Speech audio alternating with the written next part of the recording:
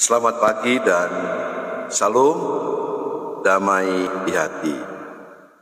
Hari ini Sabtu tanggal 9 April tahun 2022. Saya Pendeta Raymond Manopo dari Gedung Gereja Gemim Sion mengajak saudara-saudara untuk ibadah bersama. Kita buka persekutuan ibadah pagi ini dengan kita melakukan PKJ nomor 219, di saat ini ku angkat tembang. Di saat ini ku angkat tembang, ku angkat tembang bagi Yesus. Di saat ini ku ucap syukur padanya. Ku kasihi Engkau, ku kasihi Engkau, ku kasihi Engkau, Yesus Tuhanku.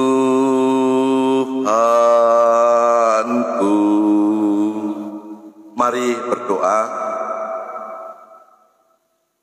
Kami menaikkan ucapan syukur terima kasih kami hanya kepadamu ya Tuhan, sebab kami percaya bahwa kasih setia dan kemurahan-Mu senantiasa ada bersama dengan kami, dimanapun kami pergi dan berada.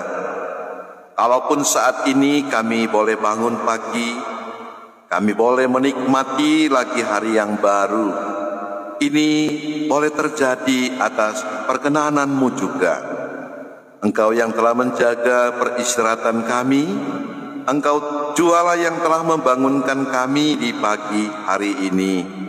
Sebagai orang yang percaya kepadamu, maka kami mengembalikan ucapan syukur terima kasih hanya kepadamu. Kami akan melakukan aktivitas di sepanjang hari ini, namun sebelum kami lakukan semuanya itu, kami mengambil waktu sejenak untuk beribadah, memuji, memuliakan nama-Mu. Kami hendak membaca, mendengar, merenungkan sabda kebenaran firman-Mu. Roh Kudus bekerja berkuasa atas kami, agar firman yang hendak kami dengar dan renungkan bersama itu sungguh akan menjadi bahagian kehidupan kami. Firman-Mu akan menuntun kami di sepanjang hari ini, sehingga ketika kami berjalan, kami tidak menyimpang ke kiri, tidak menyimpang ke kanan, namun kami berjalan menurut kehendak-Mu. Bapa dalam surga, ampuni kami atas pelanggaran dosa yang kami perbuat melawan kehendak-Mu, dan jadikan ibadah kami saat ini hanya dalam nama-Mu yang adalah Bapa, Anak, dan Roh Kudus. Amin.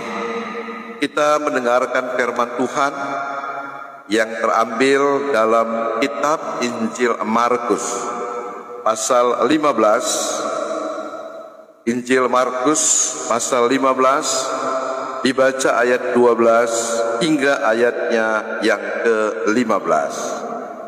Injil Markus pasal 15 ayat 12 hingga ayatnya yang ke-15. Firman Tuhan berkata begini. Pilatus sekali lagi menjawab dan bertanya kepada mereka, "Jika begitu, apakah yang harus kuperbuat dengan orang yang kamu sebut raja orang Yahudi ini?" Maka mereka berteriak lagi, katanya, "Salibkanlah dia." Lalu Pilatus berkata kepada mereka, "Tetapi kejahatan apakah yang telah dilakukannya?" Namun mereka makin keras berteriak, "Salibkanlah dia." Dan oleh karena Pilatus ingin memuaskan hati orang banyak itu, ia membebaskan Barabas bagi mereka. Tetapi Yesus disesahnya, lalu diserahkannya untuk disalibkan. Demikian pembacaan firman Tuhan di pagi ini. Yang berbahagia ialah mereka yang mendengar firman Tuhan dan yang mau melakukan dalam kehidupan hari ini, besok, bahkan sampai pada masa yang akan datang. Tema khutbah pagi ini, Sabtu tanggal 9 April tahun 2022, kepentingan mengalahkan kebenaran. Saudara-saudara yang dikasihi dan yang diberkati oleh Tuhan,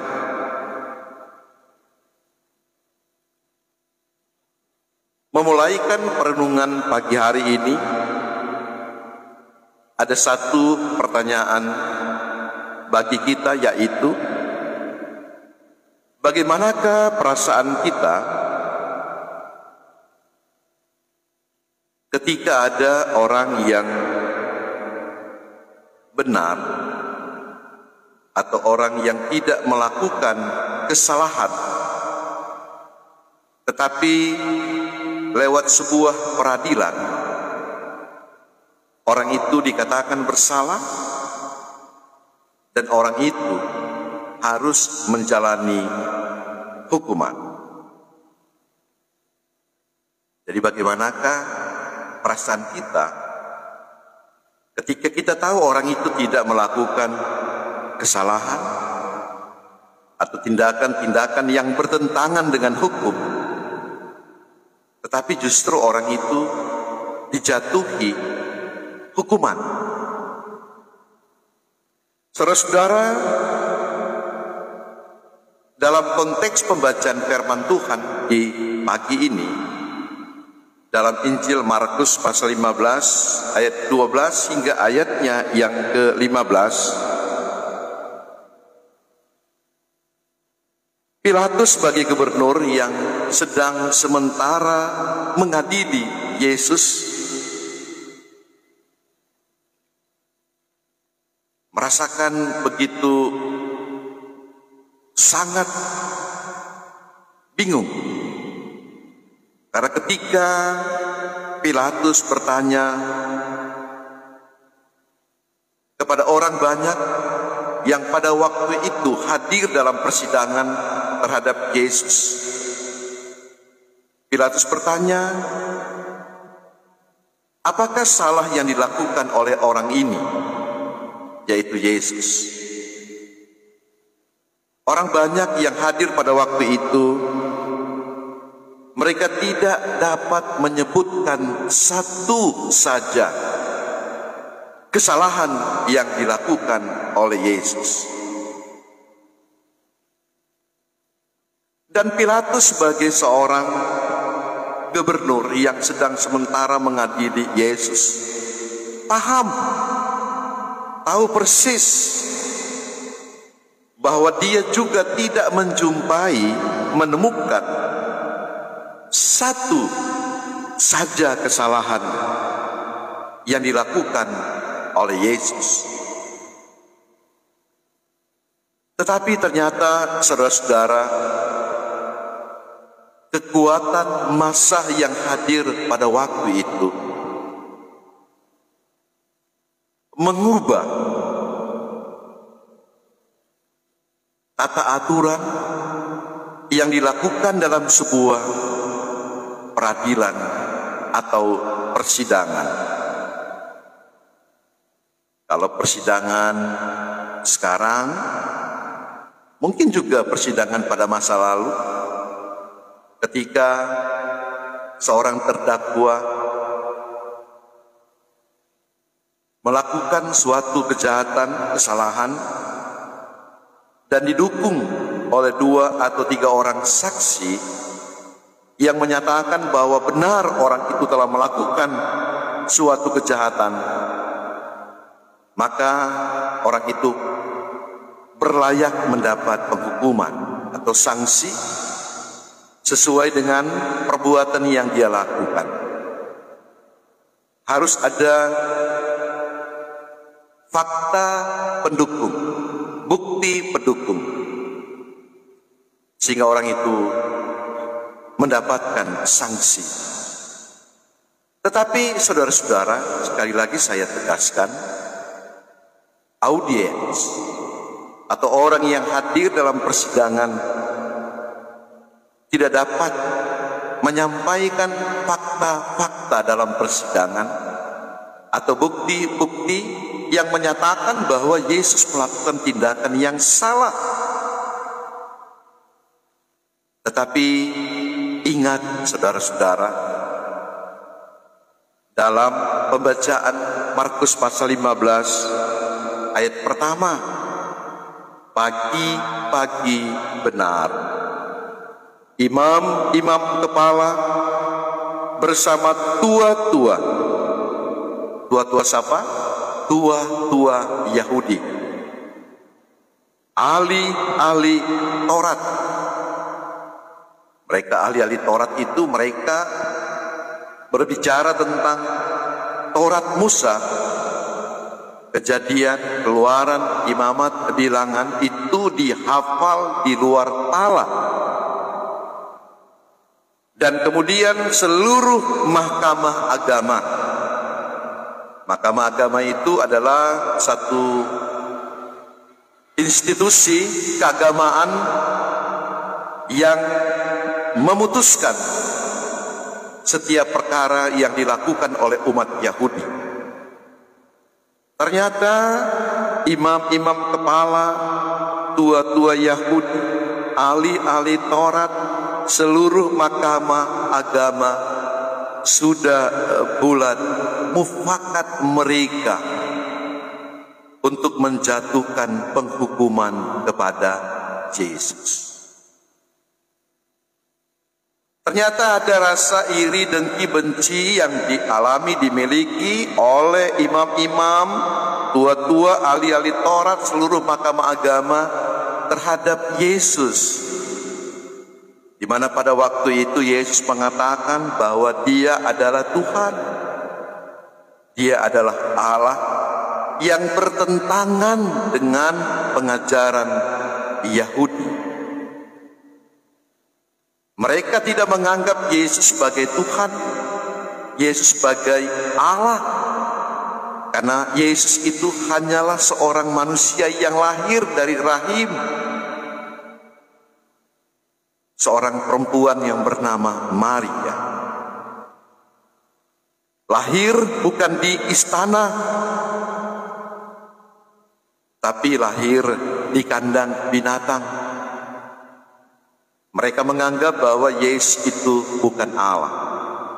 Yesus hanyalah manusia biasa yang memiliki tingkat kerohanian yang tinggi. Sehingga mereka bermufakat untuk membawa Yesus ke pengadilan pemerintah Romawi. Karena pengadilan agama tidak bisa memutuskan seseorang itu dihukum mati. Yang hanya bisa memutuskan hukuman mati adalah peradilan negara atau kekaisaran Romawi, sehingga mereka membawa kepada Pilatus, dan akhirnya Pilatus tidak menjumpai satu pun kesalahan yang dilakukan oleh Yesus. Tetapi ternyata saudara, kebenaran yang dilakukan oleh Yesus dikalahkan dengan kepentingan, dikalahkan dengan kekuatan kekuasaan daripada manusia, masyarakat yang ada pada waktu itu. Sehingga Pilatus cuci tangan, dan Alkitab menjelaskan bahwa Pilatus ingin memuaskan hati orang banyak itu. Sekali lagi, keputusan yang diambil oleh Pilatus untuk menyalibkan Yesus itu bukan sebuah keputusan peradilan, tetapi hanya akibat desakan orang-orang Yahudi Dan pada akhirnya Pilatus memutuskan Yesus dihukum mati sesuai dengan permintaan orang-orang yang ada pada waktu itu. Dalam rangka hanya untuk apa, saudara-saudara? Hanya untuk memuaskan hati banyak orang. Ini jelas tercatat dalam kitab Markus pasal 15 ayatnya yang ke-15. Ini berbahaya ketika peradilan yang dilakukan di tengah-tengah dunia ini, di Indonesia atau dimanapun saja, ketika seseorang itu dihukum tidak sesuai dengan fakta atau perbuatan yang dilakukan, tetapi keputusan yang diambil itu berangkat dari desakan-desakan orang banyak, yang pada akhirnya peradilan di negara kita adalah peradilan yang tidak memberikan rasa adil bagi para terdakwa. Nah, untuk itu saudara, kalaupun kita punya tanggung jawab tugas sebagai seorang hakim, keluarga kita ada yang hakim, maka kita berdoa untuk mereka agar mereka tidak jadi seperti Pilatus, gubernur Romawi, yang memutuskan perkara tidak berangkat dari bukti-bukti, saksi-saksi yang memberatkan ataupun yang meringankan. Karena jelas dalam peristiwa peradilan Yesus tidak ada saksi yang meringankan Yesus, tetapi justru bukan hanya 2-3 orang saksi, tetapi saksi bohong yang ada dalam peradilan Yesus. Untuk itu, saudara, keadilan sangat penting untuk dilakukan, bukan hanya dalam ruang peradilan ketika ada terdakwa, tetapi keadilan itu juga harus terjadi dalam ruang lingkup keluarga kita.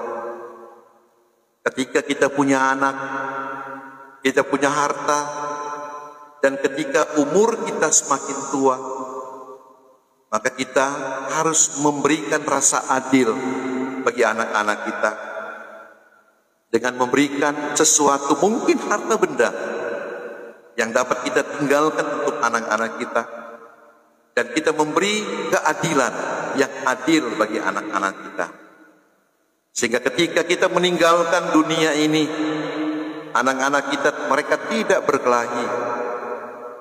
Hanya karena apa? Hanya karena mungkin harta yang kita tinggalkan, yang kita beri kepada anak-anak kita, tidak disertai dengan keadilan. Demikian juga ketika anak-anak kita bersekolah, anak-anak kita masih remaja ataupun pemuda, belajarlah kita untuk memberikan keadilan. Ketika anak yang tua kita memberikan mungkin handphone, ya, dalam keadilan kita juga harus memberikan kepada anak yang kedua, anak yang ketiga, sehingga anak-anak kita tidak ada rasa cemburu terhadap saudara-saudara mereka. Nah, kita belajar untuk menciptakan keadilan dalam kehidupan di rumah kita masing-masing, dalam tugas tanggung jawab kita sebagai pemimpin rukun, dalam tugas tanggung jawab kita sebagai pemimpin umat, kita memberikan keadilan bagi orang-orang yang kita layani. Tuhan memberkati saudara-saudara. Amin. Kita akan akhiri ibadah kita saat ini sambil kita melakukan dari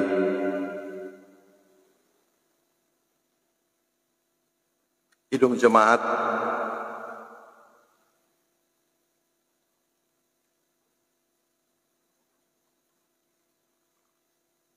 nomor 64, bila kulihat bintang gemerlapan. Bila kulihat bintang gemerlapan dan bunyi guru riuhku dengar, ya Tuhanku, tak putus aku heran melihat ciptaanmu yang besar. Maka jiwaku pun memujimu, sungguh besar Kau Allahku. Maka jiwaku pun memujimu, sungguh besar Kau Allahku. Terimalah berkat Tuhan, anugerah dan damai sejahtera dari Allah Bapa, dari Tuhan Yesus dalam persekutuan dengan kuasa Roh Kudus, menyertai saudara-saudara pagi ini, besok, bahkan sampai selama-lamanya. Amin. Amin. Amin.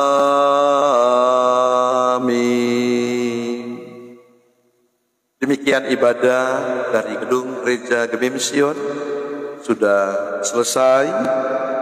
Selamat beraktivitas. Tuhan memberkati. Salam damai di hati.